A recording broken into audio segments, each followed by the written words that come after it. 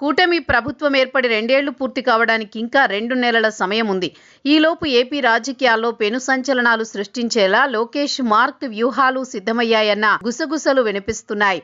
గతంలో క్షేత్రస్థాయి పోరాటాలతో తన సామర్థ్యం చాటిన లోకేష్ ఇప్పుడు అటు పరిపాలనలోనూ ఇటు ఢిల్లీ స్థాయిలో చక్రం తిప్పడంలోనూ అత్యంత పరిణితి కనబరుస్తున్నారు.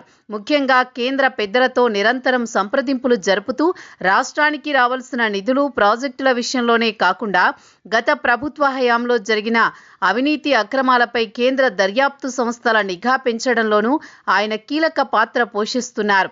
ఢిల్లీ లాబియింగ్ వైసీపీ అధినేత జగన్ కి కంటి మీద కునుకు లేకుండా చేస్తోంది. నారా లోకేష్ అనుసరిస్తున్న వ్యూహాలు అటు జగన్ రెడ్డికి ఇటు వైసీపీ శ్రేణులకు అస్సలు అర్థం కావడం లేదు. లోకేష్ వేస్తున్న ప్రతి అడుగులోనూ ఒక రాజకీయ ట్రాప్ ఉంటోంది. ఆ ట్రాప్లో పడి వైసీపీ నేతలు ప్రతిరోజు సెల్ఫ్ గోల్స్ చేసుకుంటున్నారు.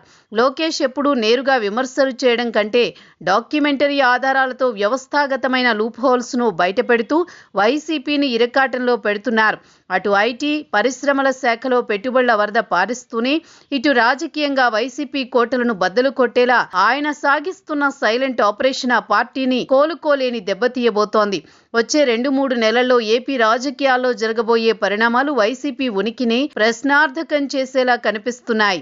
గత ప్రభుత్వ హయాంలో జరిగిన భారీ స్కామ్లు, ముఖ్యంగా మద్యం, ఇసుక, భూ కుంభకోణాలకు సంబంధించిన కీలక పత్రాలు ఇప్పుడు బయటకొస్తున్నాయి.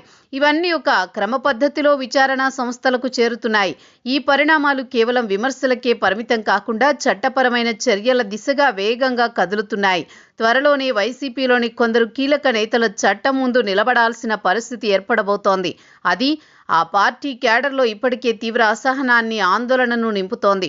చంద్రబాబు మార్గదర్శకత్వంలో లోకేష్ చేస్తున్న ఈ పొలిటికల్ క్లీనప్ ఆపరేషన్ రాష్ట్ర భవిష్యత్తుకు ఎంతో కీలకమని నమ్ముతున్నారు. జగన్ హయాంలో దెబ్బతిన్న వ్యవస్థలను చక్కదిద్దడమే కాకుండా రాజకీయంగా వైసీపీని నామరూపాలు లేకుండా చేయడమే లక్ష్యంగా అడుగులు పడుతున్నాయి.